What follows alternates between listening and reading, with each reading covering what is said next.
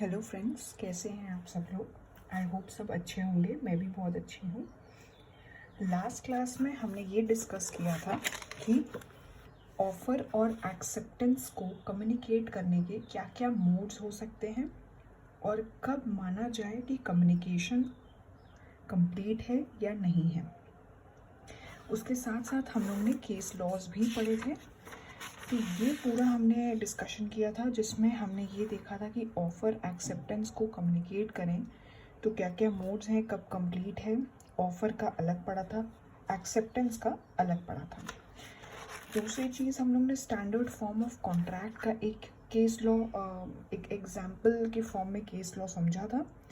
And summarise करते हुए ये देखा था कि एज अगेंस्ट प्रपोजर कम्युनिकेशन कब कंप्लीट है, एज अगेंस्ट एक्सेप्टर कम्युनिकेशन कब कंप्लीट है। प्रपोजर के कॉन्टेक्स्ट में तब कंप्लीट है जब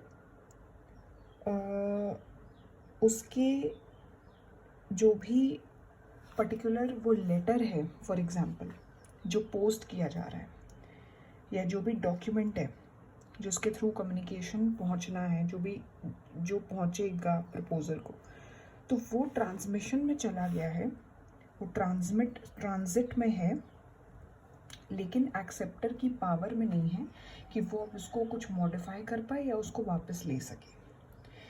एक्सेप्टर के अगेंस्ट में कम्युनिकेशन तब कंप्लीट होगा जब प्रपोजर को ये पता चल जाए कि उसने अपनी असेंट या कंसेंट दे दी है।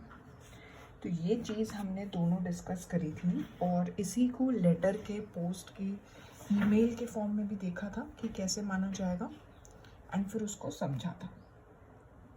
अब नेक्स्ट टॉपिक जो हमें कवर करना है वो है communication of performance. Communication of performance, क्योंकि मैंने आपको ये बताया था कि कम्युनिकेशन ऑफ परफॉर्मेंस देखना पड़ेगा, एक बार रेवोकेशन देखना पड़ेगा। ये दो टॉपिक्स हम आज डिस्कस कर ले रहे हैं। उसके बाद फिर हम अपना कॉन्ट्रैक्ट पे आ जाएंगे, ठीक है। क्योंकि हमें कॉन्ट्रैक्ट, हम पढ़ ही रहे थे, कॉन्ट्रैक्ट की डेफिनेशन, एसेंशियल्स देख रहे थे, जैसे कि मैंने आपको पहले भी बताया था, और उसी बीच मैंने ऑफर एक्सेप्टेंस शुरू कर दिया था। तो चलिए ये स्टार्ट करते हैं। अच्छा, communication of proposal, communication of proposal, sorry बोल रही हूँ, परफॉर्मेंस,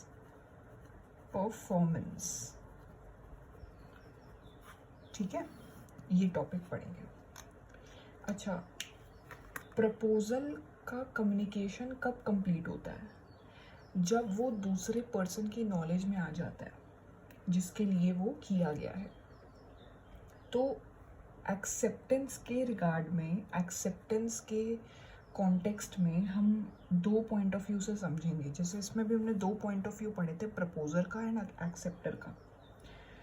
तो परफॉर्मेंस में भी हम दो पॉइंट ऑफ व्यू कवर करेंगे। जैसे अगर इसकी हमें एक्सेप्टेंस की बात करनी है, एक्सेप्टेंस ऑफ प्रपोजल दो एंगल से पढ़ा जाएगा, view point of proposer and view point of acceptor, ठीक है। क्योंकि हमने कम्युनिकेशन ऑफ एक्सेप्टेंस भी दो पॉइंट ऑफ व्यू से पढ़ी है, ठीक है, और एक्सेप्टेंस ऑफ प्रपोजल दोनों अलग अलग पॉइंट ऑफ व्यू से देख लेंगे। तो हमारा ये टॉपिक जो चल रहा है ना कम्युनिकेशन वाला, लास्ट क्लास से, communication of offer and acceptance अलग से, तो ये कंप्लीट हो जाएगा। अच्छा, इसमें जो है मैं पहले केस लॉ के अकॉर्डिंग जो बताया गया है वो समझा दूँ, फिर मैं दोनों के व्यू पॉइंट्स डिस्कस करके उसको लिख दूँगी यहाँ पे। अच्छा, इसमें क्या लिखा है? इसमें ये लिखा है, at times offeree may be required to communicate the performance by way of acceptance. In this case it is not enough if the offeree merely performs the act, but he should also communicate his performance unless the offer includes a term that a mere performance will constitute acceptance। देखो, इसमें ये कह रहे हैं कि offeree, कई बार ऐसा होता है, ऑफरी मतलब जिसको ऑफर दिया गया है उसको ये बोला जाए कि वो कोई ऐसा एक्शन करे जिससे पता चले कि वो एक्सेप्टेंस दे रहा है। ठीक है। और ये चीज़ इनफ नहीं होती है कि ऑफरी सिर्फ एक्शन दे रहा है, क्योंकि अगर वो अपने ओरली या रिटन फॉर्म में अफर्मेशन देगा दो और प्लस एक्शन भी करेगा, तो उससे डबल जस्टिफिकेशन मिल जाएगा ऑफरर को कि हमें एक्सेप्टेंस मिल रही है। मिलेगा कि नहीं मिलेगा? मिलेगा। तो इसमें लिखा है कि ऑफरी जो है एक्ट तो परफॉर्म करे ही करे, परफॉर्मेंस भी दे अपनी, ठीक है, जब तक कि उस टर्म पर्टिकुलर, जैसे ऑफर के टर्म्स एंड कंडीशंस होते हैं, तो उसमें टर्म्स में ये ना लिखा हो कि मेयर परफॉर्मेंस, या फिर कह सकते हो आप परफॉर्मेंस से ही एक्सेप्टेंस कॉन्स्टिट्यूट होगी। तो ये पोजीशन एक्सप्लेन करी है Carlill versus carbolic smoke ball company ने। अभी इसमें केस लॉ कौन सा कवर हो रहा है? कार्लिल जो हम पहले भी डिस्कस कर चुके हैं, carbolic and smoke ball company. In the case, defendant a sole proprietary concern manufacturing medicine which was a carbolic ball whose smoke could be inhaled through the nose to cure influenza, cold and other connected ailments, issued an advertisement for sale of the medicine. Advertisement included a reward of $100 to any person who contracted influenza after using the medicine. Mrs. Carlyle bought these smoke balls and used them as directed but contracted influenza. And इसमें decision ये आया था कि Carlill को reward मिला था $100 का, क्योंकि उसने परफॉर्म की थी कंडीशन फॉर एक्सेप्टेंस, जबकि एडवर्टीजमेंट में ये नहीं लिखा था कि आप परफॉर्मेंस दीजिए अपनी, ठीक है। It did not require any communication of compliance, it was not necessary to communicate the same. The court does in the process laid down 3 important principles. अच्छा, ये जो केस लॉ है इसमें बेसिकली हुआ क्या था, मैं एक बार रिवाइज करवा दे रही हूँ। Carbolic and smoke ball company smoke balls बनाती हैं, जिन मतलब ऐसी मेडिसिन्स बनाती हैं बेसिकली जिससे इन्फ्लुएंजा या कोल्ड या इस तरह के जितने भी कनेक्टेड प्रॉब्लम्स होती हैं वो ठीक हो जाती हैं, वो क्योर हो जाती हैं। तो इन्होंने मेडिसिन बेचने के लिए एक एडवर्टीज़मेंट दिया, जिसके थ्रू भी दिया, न्यूज़पेपर के थ्रू जैसे दिया, तो उसमें उन्होंने ये रिवॉर्ड निकाला कि जिस पर्सन को इस मेडिसिन को लेने पे, ठीक है, स्मोक बॉल इनहेल करने में अगर इन्फ्लुएंजा हो रहा है तो उसे $100 का रिवॉर्ड मिलेगा। तो मिसेस कार्लिल यानी कि जो कस्टमर थी, उन्होंने ख़रीदा और डायरेक्शंस के अकॉर्डिंग मेडिसिन ली, तब भी उन्हें इन्फ्लुएंजा हो गया, तो उनको रिवॉर्ड मिला। कोर्ट ने जजमेंट जब दिया तो उसके अकॉर्डिंग उनको रिवॉर्ड मिला। क्यों मिला? क्योंकि उन्होंने परफॉर्मेंस करी, उन्होंने मेडिसिन यूज़ करके देखी। जबकि जो भी एडवर्टीज़मेंट इस कंपनी ने निकाला था, उन्होंने ये नहीं बोला था कि आप मेडिसिन यूज़ ही करनी है या यूज़ करके फिर हमें बताना, ऐसा कुछ स्पेसिफिकली उन्होंने नहीं मेंशन किया था। उन्होंने बस ये रिवॉर्ड लिख दिया था कि जैसे अगर आप यूज़ करोगे और आपको अगर इन्फ्लुएंजा हो जाए, वो एलिमेंट पर्टिकुलर हो जाए, तो आपको $100 का रिवॉर्ड मिलेगा। तो कंडीशन कोई भी नहीं थी किसमें, एडवर्टीजमेंट में, लेकिन तब भी क्योंकि इन्होंने परफॉर्मेंस किया, कि इन्होंने कार्लिल ने जो कस्टमर थी, जो फिर पेशेंट बन गई, तो उन्होंने यूज़ किया, इसलिए उनको रिवॉर्ड मिला। तो इसमें कुछ 3 कंडीशंस हैं जो ये टॉपिक हमें एक्सप्लेन करना चाह रहा है। वो 3 कंडीशंस हम यहाँ पे नोट डाउन कर ले रहे हैं। केस लॉ तो आप सबको समझ आ गया होगा। ये मैंने केस लॉ यहाँ नोट किया है। ये केस लॉ हमने पहले बहुत कहीं कोट किया था हमने ये चीज़, कार्लिल वाला केस लॉ, क्योंकि बहुत ही फेमस केस लॉ है ये इन्फ्लुएंजा से के कॉन्टेक्स्ट में, ठीक है। लेकिन कोई बात नहीं, अभी हमें ये मिल नहीं रहा है, बट मैंने कोट किया हुआ है ये केस लॉ और आपको इससे पहले भी एक्सप्लेन किया हुआ है, ठीक है। तो अब इसके जो की पॉइंट्स हैं वो देख लेते हैं। वो क्या कहते हैं? वो ये कहते हैं, offer to be capable of acceptance must contain a definite promise by offerer that he would be bound provided the term specified by him are accepted. कोई भी ऑफर होगा तो उसमें ये प्रॉमिस देखो नहीं होगा जब तक, क्योंकि जैसे हम लोग ने प्रॉमिस की डेफिनेशन पढ़ी थी, एक तरह का अगर ऑफ़र दे रहा है ऑफरर, ऑफरी उसको एक्सेप्ट करके प्रॉमिसर बन जा रहा है, तो जैसे वो एक्सेप्ट कर रहा है दोनों पार्टीज़ लीगली बाउंड हो जा रही हैं। लीगली बाउंड हो रही है तो कॉन्ट्रैक्ट बन जा रहा है।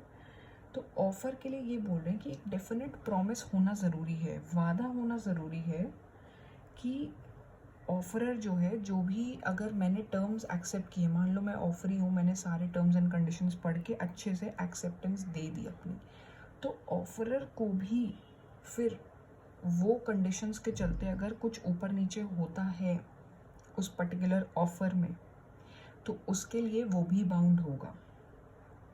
ठीक है, जैसे उस Carlill versus Carbolic and smoke ball company वाले केस लॉ में हुआ है।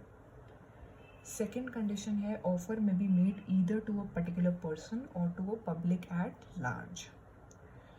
तो ये तो हम लोग ने पढ़ा ही है, जनरल भी हो सकता है, स्पेसिफिक भी हो सकता है। ठीक है, ऑफर अगर किया गया है प्रॉमिस के रिटर्न में, ठीक है, of a promise in return for an act, performance of that act even without any communications is to be treated as acceptance of offer. देखो केस लॉ अगर हम ये वाला देखें जो अभी हमने डिस्कस किया, Carlill versus carbolic smoke ball company, तो इसमें ऑफर दिया गया था, प्रॉमिस के फॉर्म में दिया था कि रिवॉर्ड मिलेगा इन्फ्लुएंजा से अगर इन्फेक्टेड हो जा रहे हो तो। उसमें जो पार्टी, जो दूसरी पार्टी थी, मतलब जिन्होंने यूज़ किया, उन्होंने परफॉर्म किया, एक्ट परफॉर्म किया, मेडिसिन यूज़ करके देखी, तब भी उनको इन्फ्लुएंजा हो गया। तो अब इनके परफॉर्मेंस से ही क्या माना जा रहा है, एक्सेप्टेंस ऑफ ऑफर माना जा रहा है। इन्होंने परफॉर्मेंस किया तो अब इनको रिवॉर्ड मिलना चाहिए। तो ये 3 कंडीशंस हैं जो इससे निकल के आ रही है। ठीक है, अच्छा इसमें क्या है, एन ऑफर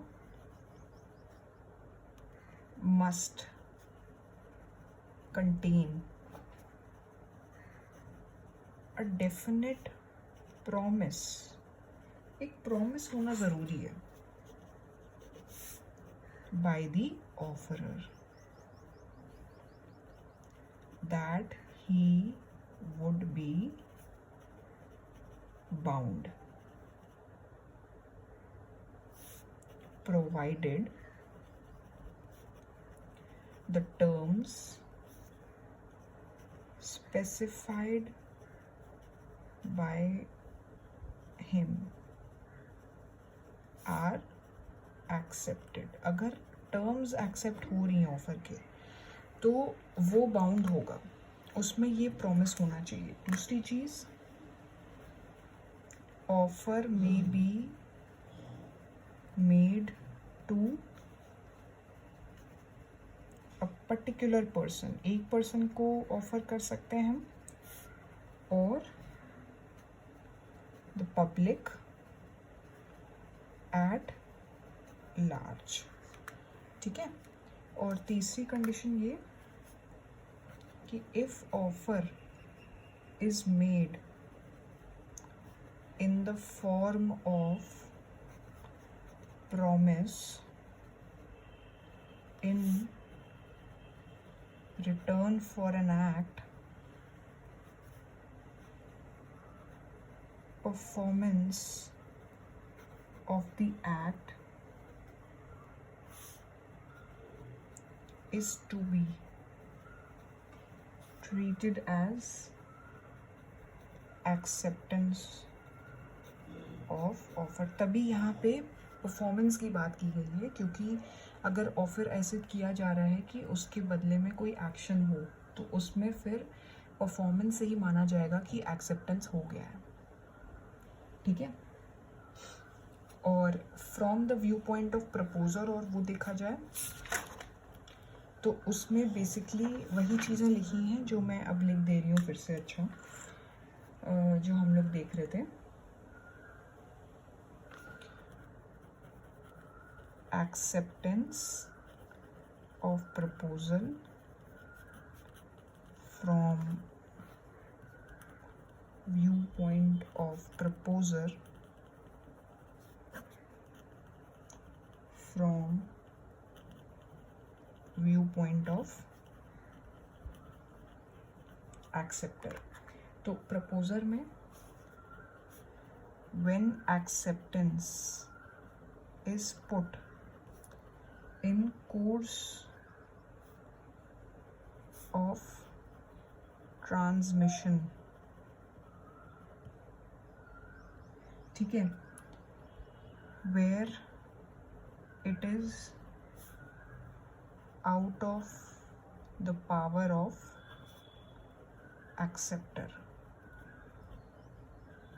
जब कोर्स ऑफ ट्रांसमिशन में गया हुआ है एक्सेप्टेंस, मतलब ट्रांजिट में है और एक्सेप्टर उसको विड्रॉ नहीं कर सकता है। वही चीज़ है जो हमने एक्सेप्टेंस के केस में भी पढ़ी थी कि दोनों केसेस में कैसे कंप्लीट माना जाएगा, तो वही चीज़ प्रपोजल के केस में भी है, ठीक है। दोनों में अलग अलग थोड़ी होगा वैसे भी। और एक्सेप्टर में कब कंप्लीट होगा, मतलब इसमें पूछ रहे हैं कंप्लीट कब होगा, ठीक है। तो एक्सेप्टर में कब कंप्लीट होगा, when it comes to the knowledge of proposer, जब प्रपोजर को यानी कि जो ऑफर दे रहा है उसको पता चल जा रहा है कि मैंने एक्सेप्टेंस दे दी है, मैं कौन हूँ, मैं ऑफरी हूँ, ठीक है। तो एक्सेप्टर के पॉइंट ऑफ व्यू से वो कम्युनिकेशन कंप्लीट माना जाएगा, ठीक है। तो एक्सेप्टेंस ऑफ प्रपोजल कंप्लीट कब माना जाएगा, यानी कि अगर हम बात करें इसमें तो कम्युनिकेशन कब कंप्लीट माना जाएगा, कम्युनिकेशन कंप्लीट कब माना जाएगा। दोनों केसेस में सेम वैसे ही है जैसे एक्सेप्टेंस की हमने बात करी थी, कम्युनिकेशन ऑफ एक्सेप्टेंस की बात करी थी, ठीक है। तो यहाँ मैं या तो वर्ड ये एक्सेप्टेंस हटा दूँ क्योंकि फिर इससे आप लोग जो है कंफ्यूज ना हो जाए, लेकिन इसमें सेम यही चीज़ लिखी है तो मैं तब भी यहाँ पे लिख दे रही हूँ, अच्छा कम्युनिकेशन ऑफ प्रपोजल, ताकि फिर दो सब हेडिंग हो जाएंगी और फिर उससे ईजिली आप आइडेंटिफाई कर सकोगे कि किस में क्या लिखा है। जैसे कम्युनिकेशन ऑफ एक्सेप्टेंस पढ़ा, वैसे ही कम्युनिकेशन ऑफ प्रपोजल में कंप्लीट कब माना जाएगा, प्रपोजर के अगेंस्ट में ना एक्सेप्टर के अगेंस्ट में। सेम वही कंडीशंस जो हमने सेक्शन 4 जब समराइज कर रहे थे तो उसमें पढ़ी थी कम्युनिकेशन ऑफ एक्सेप्टेंस की, ठीक है। जब ट्रांजिट में एक्सेप्टेंस है एंड एक्सेप्टर उसे विड्रॉ नहीं कर सकता, तो ये प्रपोजर के केस में, एक्सेप्टर के केस में जब प्रपोजर की नॉलेज में आ जाए।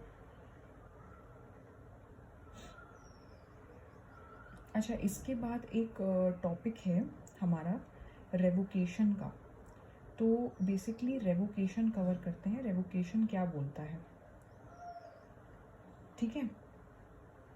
क्या बोलता है रेवोकेशन का मतलब, एक तरह से अगर हम लॉ की लैंग्वेज में समझें तो रेवोकेशन का मतलब क्या हुआ, कैंसिल कर देना प्रॉमिस को, डिसीजन को, रेवोकेशन मतलब कैंसिल कर देना। अच्छा, revocation of offer and acceptance क्या बोलते हैं, इसमें दो चीज़ें हैं, फिर इसमें कुछ एग्जाम्पल्स भी हैं वो हम कवर कर लेंगे। दो चीज़ें क्या हैं कि जैसे अगर ऑफ़र और एक्सेप्टेंस को देखा जाए तो जो पर्सन दे रहा है यानी कि जो ऑफरर है एंड जो पर्सन ले रहा है, जिसको दिया जा रहा है, ऑफरी हो गया, तो दोनों के कॉन्टेक्स्ट में देखना है, ठीक है। As against person who makes it and as against person to whom it is made। अच्छा, दोनों चीज़ों में कब माना जाएगा, इसमें तब माना जाएगा जो ऑफरर है when it is put in the course of transmission, मतलब पोस्ट कर दिया गया या ईमेल सेंड कर दिया गया, किसको, to the person to whom it is made, यानी कि ऑफरी यानी कि acceptor, so as to be out of power of person who makes it, मतलब उसने रेवोकेशन कर दिया, कैंसिल कर दिया जब उसने ये लेटर पोस्ट किया, ठीक है, किसके पास पहुंचने के लिए, एक्सेप्टर के पास, ताकि पोस्ट करने के बाद अब ऑफरर के पास कोई भी पावर ना हो, कोई भी राइट ना हो उसको विड्रॉ करने का, उसको वापस लेने का या उसमें कुछ मॉडिफिकेशंस करने का। तो जैसे ही ट्रांजिट में गया वो लेटर या ईमेल जैसे ही सेंड हो गया, आउटबॉक्स से हट के सेंट मेल पे आ जाएगा, तो अब उसके पास कोई भी पावर बचेगी ऑफरर के पास कि उसमें हम चेंजेस कर पाएँ, हम वापस ले पाएँ? नहीं। तब रेवोकेशन माना जाएगा, तब कैंसिलेशन माना जाएगा। और इस पर्सन के कॉन्टेक्स्ट में, यानी कि जो ऑफरी होता है फिर वो बाद में एक्सेप्टर बन जाता है, when it comes to his knowledge, जैसे ही उसको मेल मिला उसने पढ़ लिया, रेवोकेशन मान लिया जाएगा। या फिर पोस्ट किया गया लेटर, ऑफरर ने पोस्ट किया और ऑफरी मतलब जो एक्सेप्टर है उसके पास आ गया लेटर, उसने पढ़ लिया, रेवोकेशन मान लेंगे। अब इसमें कुछ ये लिखा है कि अगर रिवोक करना है प्रपोजल तो कैसे माना जाएगा, अलग अलग एग्जाम्पल्स दिए हुए हैं, तो वो हम पढ़ते हैं। देखो, अगर टेलीग्राम से किया गया है रिवोकेशन यानी कि कैंसिलेशन, तो वो कंप्लीट कब माना जाएगा, जब टेलीग्राम डिस्पैच हो गया। लेकिन एक्सेप्टर के केस में तब माना जाएगा जब वो उसको रिसीव करके पढ़ लेगा। तो इसमें ये लिखा है कि revocation of acceptance will be complete when the Telegram is dispatched. और दूसरे केस में, यानी कि जो पर्सन जिसको ऑफर दिया जाता है उसके केस में, जब उसके पास पहुंच जाए। तो अब इसमें ये पूछ रहे हैं कि प्रपोजल को रिवोक कर सकते हैं, and when can an acceptance be revoke. तो ये दो क्वेश्चंस हैं, तो जिसमें ये लिखा है कि offeror can revoke his offer before it is accepted, if he does so offeree can not create a contract by accepting the revoked offer. ठीक है। एंड इसमें बेसिकली दो क्वेश्चंस बेसिकली जो अराइज होते हैं वो ये हैं कि क्या ऑफ़र को कैंसिल किया जा सकता है एक्सेप्टेंस से पहले। तो हाँ, इस पे हमारा पहले भी डिस्कशन हुआ था, तो डिस्कशन यही हुआ था कि यस, हम ऑफ़र को कैंसिल कर सकते हैं, लेकिन एक्सेप्टेंस से पहले। एक्सेप्टेंस से पहले अगर कैंसिल हो गया तो फिर ऑफरी जो है वो रिवोक्ड ऑफ़र को एक्सेप्ट करके ये नहीं कह सकता है कि अरे अब तो कॉन्ट्रैक्ट बन गया, अब आप क्यों कैंसिल कर रहे हैं। एक्सेप्टेंस से पहले रिवोक कर सकता है ऑफरर।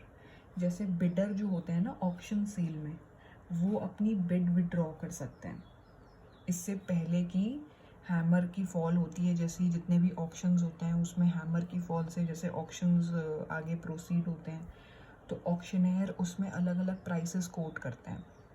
ठीक है, प्राइसेस कोट करने के बाद जो हाईएस्ट प्राइस होता है उस पर एक हैमर का फॉल होता है। ठीक है, तो वो फॉल से पहले, वो एक्शन से पहले अगर बिडर कह दे कि नहीं, मुझे बिडिंग नहीं करवानी है, मैं ऑक्शन सेल वापस ले रहा हूँ, कैंसिल करना है, तब वो कर सकता है। लेकिन एक बार हैमर का फॉल हो जाए तब फिर वो ऑक्शन सेल विड्रॉ नहीं कर सकता है। ठीक है, तो इसकी जिस्ट जो है वो ये निकल के आती है कि an offer may be revoked by the offerer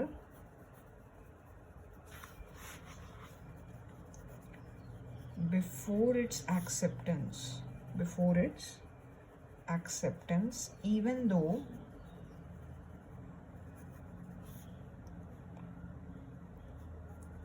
he had originally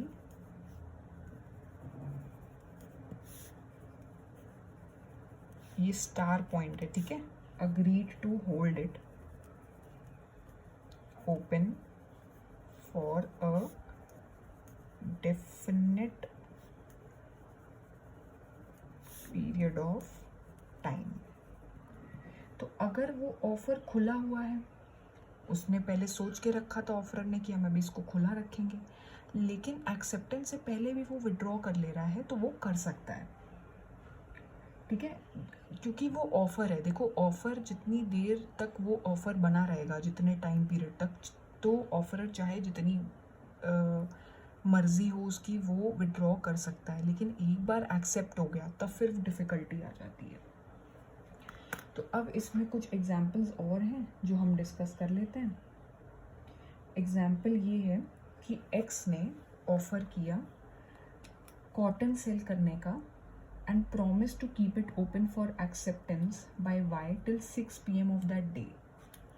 अब ये पार्टी X है, एग्जाम्पल आ रहा है इसमें, और एक पार्टी Y है। इसने ऑफ़र किया टू सेल कॉटन बेल्स कह सकते हैं 50, ठीक है।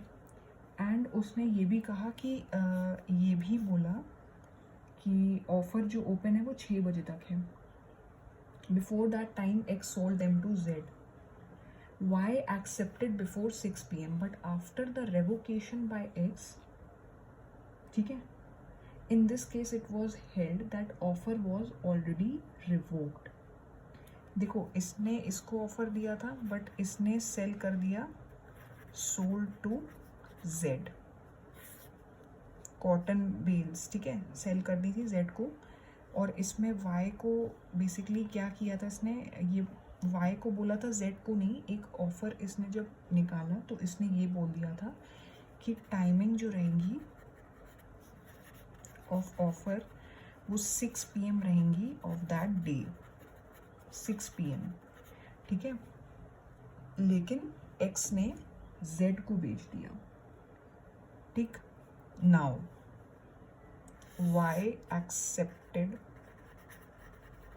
offer before 6 PM. देखो हुआ क्या, X ने ऑफ़र इसको दिया लेकिन X ने Z को बेच दिया। टाइमिंग इसने 6 बजे तक का रखा था लेकिन Y ने 6 बजे से पहले एक्सेप्टेंस दे दी, तो Y तो लेट हो गया। X तो रिवोकेशन कर चुका है ना।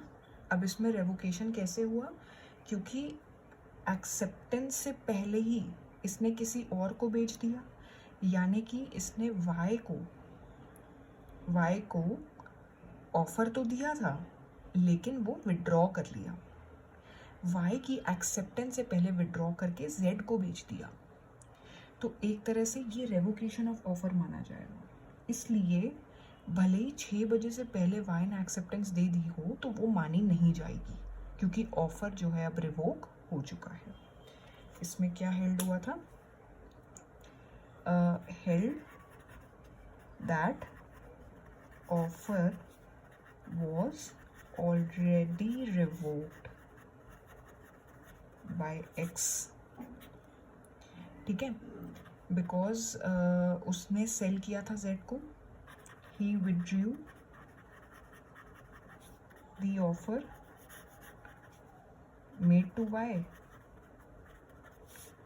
and sold to Z even if Y accepted offer before 6 PM। 6 बजे से पहले भी उसने एक्सेप्ट कर लिया लेकिन कोई फ़ायदा नहीं ना, Z को हम बेच चुके हैं। Y को हमने भले ही ऑफ़र दिया था लेकिन Z को बेचने के बाद एक तरह से हमने उससे जो अपना ऑफ़र दिया था Y को वो हमने विड्रॉ कर लिया है, और विड्रॉ कर लिया है उसकी एक्सेप्टेंस से पहले, जो कि थंब रूल हमने यहाँ मेंशन किया था।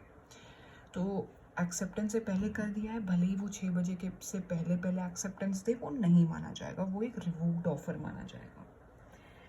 फिर दूसरा एग्जांपल ये है, A proposes by letter sent by post to sell his house to B accepts the proposal by letter sent by post. A may revoke his proposal at any time before or at any moment when B posts his letter of acceptance but not afterwards, whereas B may revoke his acceptance at any time before or at the moment when letter communicating reaches A. अच्छा, इसमें section 5 क्या बोलता है कि proposal तभी revoke हो सकता है before communication of acceptance is complete as against the proposer. हम लोग ने प्रपोजर एक्सेप्टर दोनों के एंड से कम्युनिकेशन देखा था। तो प्रपोजर में ये लिखा था कि जब ट्रांसमिशन में होता है ना कोई मान लो कम्युनिकेशन, और वो जो है उस पर कोई पावर ना हो एक्सेप्टर की विड्रॉ करने की। तो ये चीज़ हमने पढ़ी थी। तो उसी के कॉन्टेक्स्ट में लिखा है कि जैसे जो सेक्शन 5 है अपना, वो क्या कहता है, जो कि जिस्ट हो जाएगा रेवोकेशन ऑफ ऑफर का। फिर हम एक्सेप्टेंस पे आएंगे। प्रपोजल को कब विड्रॉ कर सकते हैं? Can be revoked at any time before communication of its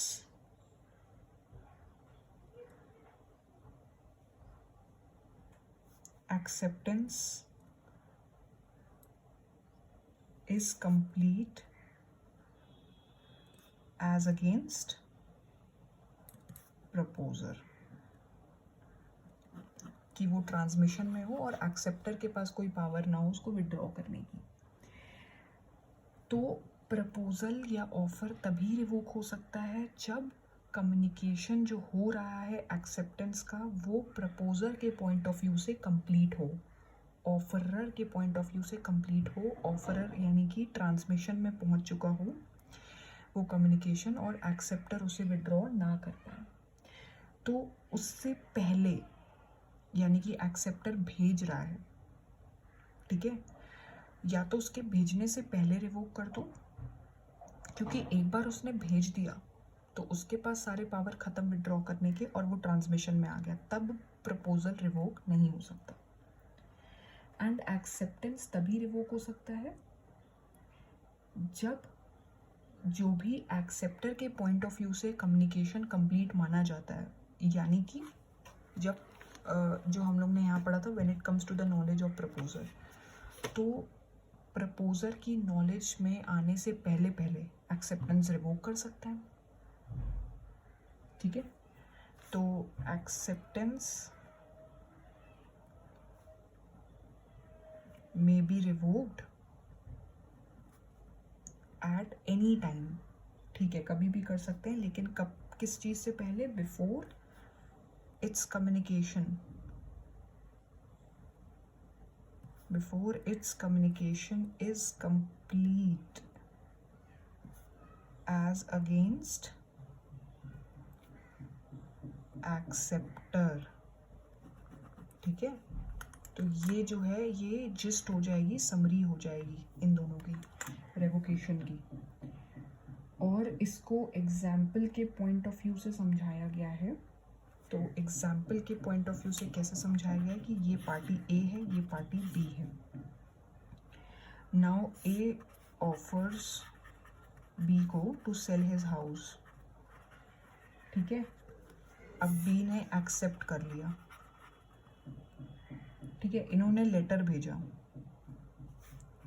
through letter इन्होंने भी लेटर भेजा, एक्सेप्ट्स थ्रू लेटर। तो अब इसमें क्या माना जाएगा? अब ये कब रिवोक कर सकता है एंड ये कब रिवोक कर सकता है? एग्जाम्पल के पॉइंट ऑफ व्यू से समझिए, तभी मैंने थंब रूल पहले लिख दिए, जस्ट लिख दी, उसके बाद एग्जाम्पल लिखा। ए कब रिवोक कर सकता है? बी के लेटर पोस्ट करने से पहले पहले, before B's act to post letter of acceptance, ठीक है, ये तब रिवोक करेगा। बी कब रिवोक करेगा? Before letter of communication reaches A, क्योंकि हमने इसमें क्या देखा था, एक्सेप्टेंस में be revoked at any time before its communication is complete as against acceptor. As against acceptor मतलब जब वो प्रपोजर की नॉलेज में आ जाए। यहाँ पे प्रपोजर कौन है? ए, ये प्रपोजर है, ये एक्सेप्टर है। तो इसके लिए रेवोकेशन तब हो सकता है जब बी लेटर भेजने से पहले, बी का जो लेटर है एक्सेप्टेंस का, उससे पहले रिवोक कर सकता है।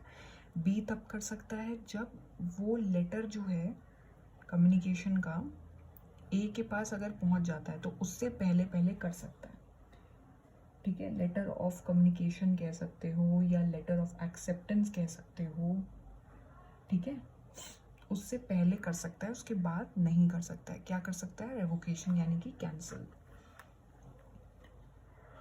Acceptance to an offer must be made before offer lapses, यानी कि अगर कुछ स्पेसिफिक टाइम पीरियड के लिए ऑफर होता है तो उससे पहले पहले आप एक्सेप्टेंस दे दो, फिर नहीं तो वो ऑफर लैप्स हो जाएगा, वो अपने आप ही रेवोक्ड माना जाएगा।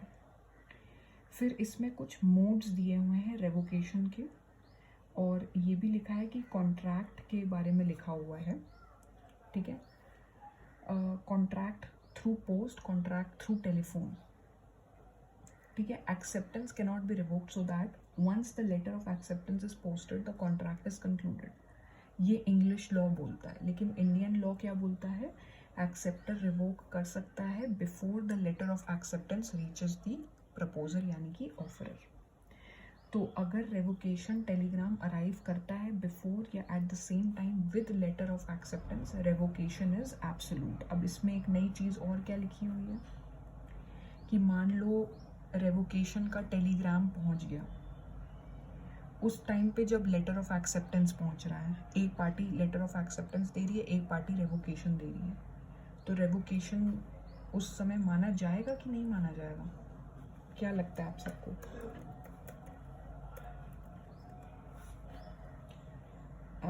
रेवोकेशन माना जाएगा कि नहीं माना जाएगा?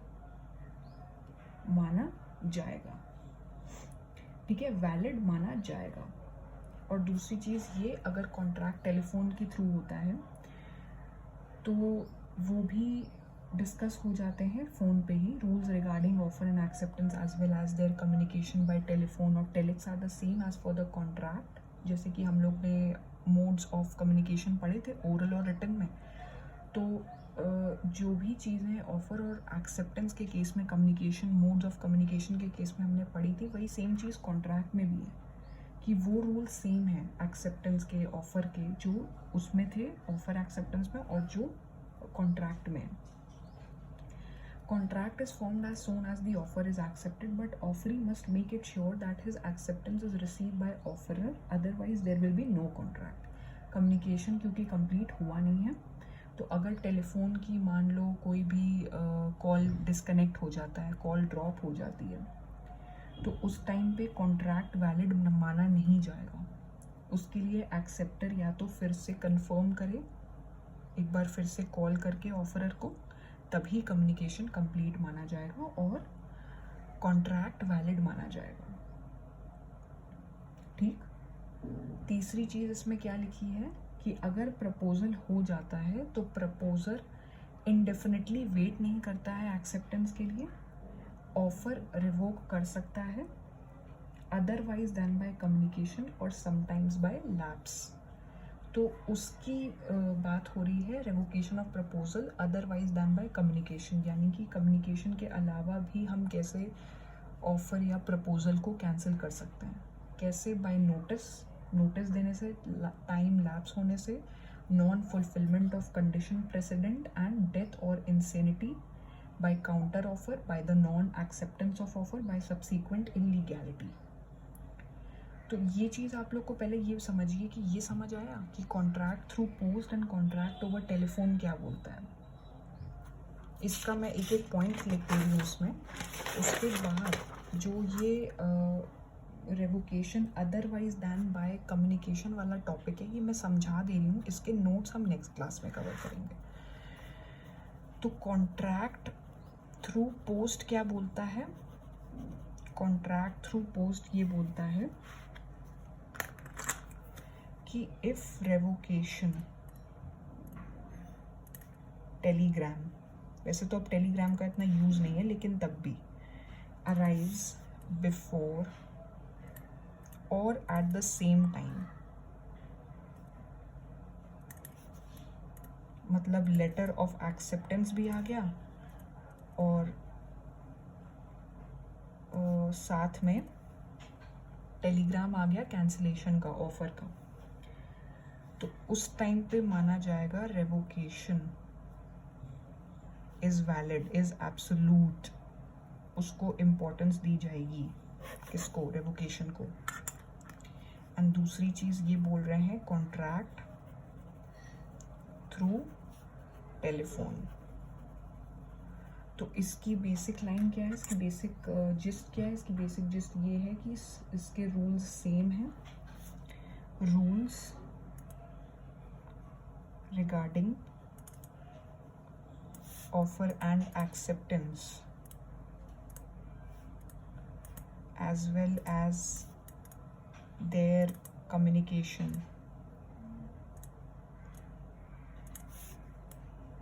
by telephone, जो भी ऑफर एक्सेप्टेंस और उनके communication are same as for contract. Contract के लिए वो सेम है। लेकिन अब इसमें क्या लिखा है,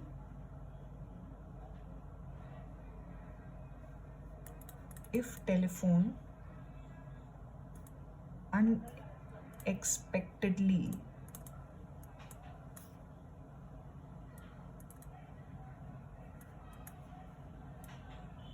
goes dead during conversation, ठीक है, अगर टेलीफोन डेड हो जा रहा है, acceptor must confirm again that words of acceptance were duly heard by offerer। ठीक है, तो ये चीज़ है। बाकी रूल सेम है ऑफ़र एक्सेप्टेंस के, टेलीफोन के रिगार्डिंग, जो टेलीफोन के थ्रू कम्युनिकेशन होता है जैसे उसमें था वैसे ही कॉन्ट्रैक्ट में है। लेकिन अगर डेड या कॉल ड्रॉप हो जाता है तो एक्सेप्टर दोबारा से कॉल करके ऑफरर को बता दे कि मैंने एक्सेप्टेंस दे दी है, कंसेंट दे दी है। ठीक है, वही चीज़ इसमें लिखी है, acceptor must confirm again that the words of acceptance were duly heard by offeror. अच्छा, मोड्स की बात कर रहे हैं कम्युनिकेशन के अलावा। मान लो ये मैं बता दे रही हूँ, फिर मैं इसको लिखवा दूँगी, बहुत ज़्यादा कुछ है नहीं डिटेल में। ठीक है, तो इसमें लिखा है modes of revocation of offer. ठीक, तो इसमें क्या है, नोटिस से कर सकते हैं revocation, by notice of revocation, notice भेज दिया ऑफरर ने। बाय लैप्स ऑफ टाइम, मान लो स्पेसिफाइड टाइम दिया गया था एक्सेप्टेंस के लिए। ठीक है, उसके लिए प्रपोजर बहुत टाइम तक तो वेट करेगा नहीं, 60 दिन का मान लो टाइम दिया गया था। या मान लो एक पर्सन ने शेयर्स के लिए अप्लाई किया जून में, ठीक है, तो वो अलॉटमेंट नवंबर में नहीं करेगा, विद इन जून करेगा कि नहीं करेगा, उसमें टाइम लिमिट थी। उसी के रिगार्डिंग एक केस लॉ इसमें कोट किया गया है, राम्सगेट विक्टोरिया होटल कंपनी वर्सेस मॉन्टीफायर। तो इसमें यही बोला गया है कि एक्सेप्टेंस अगर स्पेसिफाइड टाइम, मतलब उस टाइम लिमिट के अंदर नहीं दिया गया है तो टाइम लैप्स हो जाएगा, ऑफर रिवोक हो जाएगा। ठीक है, तो बाय लैप्स ऑफ टाइम। इसमें कम्युनिकेशन देने की ज़रूरत नहीं है कि मैं ऑफ़र विड्रॉ कर रहा हूँ या कैंसिल कर रहा हूँ, क्योंकि टाइम लिमिट ही निकल गई। तो टाइम लिमिट के ऊपर चले जाना, उस केस में एक्सेप्टर फिर टाइम लिमिट के बाद अगर एक्सेप्टेंस दे रहा है तो वो माना नहीं जाएगा। बाय डेथ और इंसेनिटी, डेथ और इंसेनिटी मतलब प्रपोजर को की डेथ हो जाना या प्रपोजर इंसेन हो गया, मान लो वो अनसाउंड माइंड का हो गया, तो उससे भी ऑफर रिवोक हो जाएगा। लेकिन तब होगा जब एक्सेप्टर की नॉलेज में आ गया है कि उसकी डेथ हो गई है या वो इंसेन बन गया है। तो इसमें एक्सेप्टर की नॉलेज होना ज़रूरी है। इसके अलावा बाय काउंटर ऑफर, जो कि हम लोग ने पढ़ा था, काउंटर ऑफ़र में बहुत सारी मॉडिफिकेशंस आ जाती हैं। ओरिजिनल ऑफ़र ख़त्म हो जाता है, नया ऑफ़र बन जाता है जिसमें स्पेसिफिकेशंस, वेरिएशंस, मॉडिफिकेशंस होते हैं। क्योंकि एक्सेप्टर जो होता है, एक्सेप्टर बनने से पहले यानी कि जो ऑफरी होता है वो कुछ ऐसे मॉडिफिकेशंस बता देता है ऑफ़र में, जिसकी वजह से ओरिजिनल ऑफ़र ख़त्म हो जाता है, तो वो एक तरह का कंडीशनल एक्सेप्टेंस बन जाता है, तो उसमें भी रेवोकेशन पॉसिबल है। ठीक है, अब इसके अलावा by subsequent illegality, subsequent illegality ही दिखी है कोई, ठीक है, इलीगैलिटी दिखी है बाय सब्सीक्वेंट इलीगैलिटी मतलब जैसे अगर किसी ऑफ़र में मान लीजिए टर्म्स वगैरह सब डिस्कस हो गए, लेकिन 1-2 दिन के बाद ऐसा पता चला है, भी एक्सेप्टेंस हुआ नहीं है, कि ये जो नेगोशिएशन चल रहे हैं वो तो इलीगल हैं, वो या तो इमोरल हैं या सोसाइटी के अगेंस्ट में है, या किसी का उसमें for example fraudulent activity convert हो रही है, ठीक है, और उसमें बेनिफिट नहीं हो रहा है, तो उससे भी ऑफर रिवोक हो जाएगा। Next, by non acceptance of offer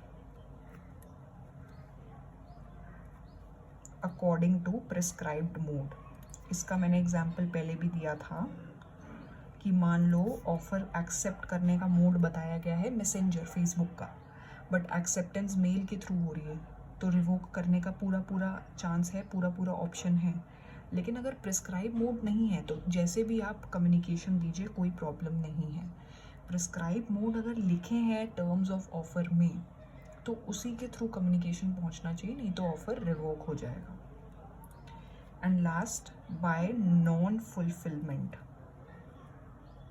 किस चीज़ की? कंडीशन। कौन सी कंडीशन? Condition president. ये क्या बोलता है? ये कहता है when acceptor fails to fulfil a condition precedent to acceptance the proposal gets revoked. ठीक है, जैसे ऑफरर ने कोई कंडीशन लगाई कि ये डॉक्यूमेंट एग्जीक्यूट होना चाहिए, ये अमाउंट डिपॉजिट करो एज अ सिक्योरिटी या अर्नेस्ट मनी, और वो कंडीशन फॉर एग्जांपल ऑफरी ने सेटिस्फाई नहीं करी, एक्सेप्टेंस तो दे दी, ठीक है, एक्सेप्टेंस दे दी लेकिन सेटिस्फाई नहीं करी, फुलफिल नहीं करी, तो ये एक प्रेसिडेंट कंडीशन आ जाएगी, इससे ऑफर रिवोक कर सकते हैं। जैसे मान लो ए ने अपना हाउस बेचने का सोचा बी को, प्रोवाइडेड कि बी वो लैंड उसको रेंट पे दे दे या लीज कर दे, बी ने लीज नहीं करी, तो ए का ऑफर रिवोक हो जाएगा ऑटोमेटिकली, ठीक है। तो इसमें एक्सेप्टेंस से पहले की कोई कंडीशन, क्योंकि कंडीशन प्रेसिडेंट की बात हो रही है, एक्सेप्टेंस से पहले की कंडीशन कोई भी हो जो कि ऑफरी हो या एक्सेप्टर जो बन जाता है वो फुलफिल ना करे, वो सेटिस्फाई ना करे, तो उस टाइम पे ऑफ़र रिवोक हो जाएगा। वो उस टाइम पे जब ऑफ़र चल रहा है, ए ने ऑफ़र दिया, बी ने एक्सेप्ट किया, लेकिन ए ने जो कंडीशन बताई थी वो बी ने पहले तो हाँ बोल दिया लेकिन वो सेटिस्फाई नहीं करी, वो फुलफिल नहीं करी, तो ऑफ़र रिवोक हो जाएगा।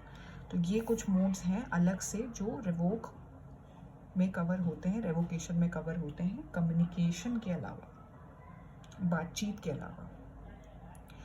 तो आज की क्लास हम यहीं एंड करते हैं, हमने रेवोकेशन भी डिस्कस कर लिया है। नेक्स्ट क्लास से हम प्रॉपर कॉन्ट्रैक्ट पे आएंगे, कॉन्ट्रैक्ट एक्ट को और अच्छे से देखेंगे, टाइप्स वगैरह सब पढ़ेंगे।